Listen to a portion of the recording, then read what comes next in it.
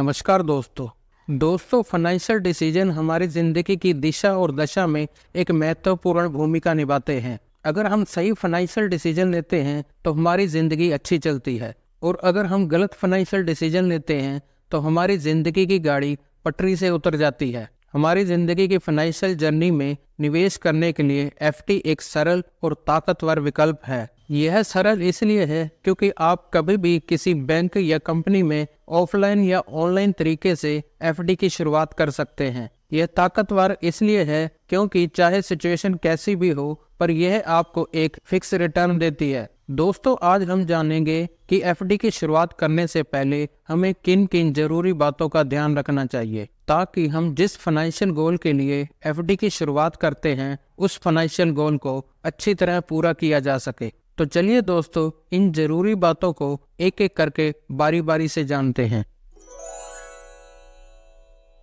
सबसे पहली और जरूरी चीज जो हमें ध्यान रखनी है वह यह है कि हमें कहीं भी एफडी की शुरुआत करने से पहले ये श्योर करना जरूरी है कि हमारी एफडी का पैसा सेफ रहेगा और पैसा नहीं डूबेगा। इसलिए हम जहाँ कहीं भी एफडी की शुरुआत कर रहे हैं उस बैंक या कंपनी की क्रेडिबिलिटी को चेक करना बहुत जरूरी है, ताकि हमारी मेहनत से कमाया हुआ पैसा सुरक्षित रहे। इसलिए अगर किसी बैंक या कंपनी की क्रेडिबिलिटी अच्छी नहीं है तो हमें वहां पे निवेश करने के बारे में सोचना भी नहीं चाहिए।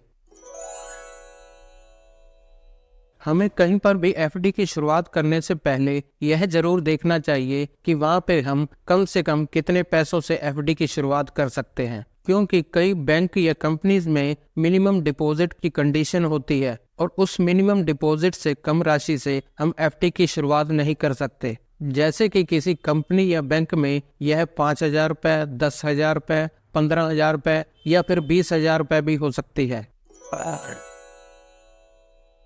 किसी भी बैंक या कंपनी में एफडी की शुरुआत करने से पहले हमें उस एफडी पर मिलने वाला रेट ऑफ इंटरेस्ट के बारे में जरूर जान लेना चाहिए, क्योंकि अलग अलग बैंक का रेट ऑफ इंटरेस्ट अलग अलग होता है। आप इसे ऑनलाइन तरीके से उस बैंक या कंपनी की वेबसाइट पर जाकर चेक भी कर सकते हैं।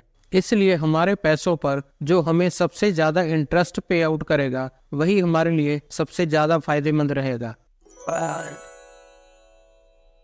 हमें किसी भी जगह एफडी की शुरुआत करने से पहले उसके टेन्योर के बारे में जरूर जान लेना चाहिए, ताकि हमें पता हो कि हमारा पैसा कितने समय बाद इंटरेस्ट के साथ वापस मिलेगा। आपको किसी बैंक या एफडी में एफडी की शुरुआत करने से पहले यह जरूर जान लेना चाहिए कि आपको अपनी एफडी पर इंटरेस्ट किस तरह मिलेगा। आपको यह इंटरेस्ट हर महीने मिलेगा, या फिर 3 महीने बाद मिलेगा, या फिर 6 महीने बाद मिलेगा, या फिर 1 साल के बाद मिलेगा, या फिर एफडी का समय खत्म होने के बाद मिलेगा, क्योंकि अलग अलग बैंक अलग अलग एफडी पर अलग अलग तरीके से इंटरेस्ट पे आउट करते हैं। किसी भी बैंक या कंपनी में एफडी की शुरुआत करने से पहले आपके लिए यह जानना जरूरी है कि अगर आप एफडी से समय से पहले पैसा निकालते हैं तो आपको कितना इंटरेस्ट मिलेगा और आपको कितनी पेनल्टी भरनी पड़ेगी, क्योंकि अलग अलग बैंक्स के अलग अलग रूल्स होते हैं। कुछ बैंक बिल्कुल भी पेनल्टी नहीं लगाते और कुछ बैंक बहुत ही ज्यादा पेनल्टी लगाते हैं। इसलिए आपको इसके बारे में पहले जरूर पता होना चाहिए, ताकि भविष्य में आप एफडी के मामले में सही फाइनेंशियल डिसीजन ले सकें। कोई भी एफडी की शुरुआत करने से पहले आपको यह जानना बहुत जरूरी है कि आपको एफडी से मिलने वाले इंटरेस्ट पर कितना टैक्स देना पड़ेगा, क्योंकि इससे आपके एफडी का रिटर्न कम हो जाएगा। इसलिए आपको एफडी से मिलने वाले इंटरेस्ट पर टैक्स के बारे में जरूर जान लेना चाहिए, ताकि आप अपनी एफडी के मामले में सही फैसला ले सकें। तो दोस्तों, ये कुछ जरूरी और आसान बातें थी जो आपको किसी भी बैंक या कंपनी में एफडी की शुरुआत करने से पहले जरूर जान लेनी चाहिए, ताकि आप अपने पैसों के मामले में सही फैसला ले सकें और आपको बाद में पछताना ना पड़े। तो दोस्तों, इसी के साथ मैं आपसे इजाज़त चाहता हूँ।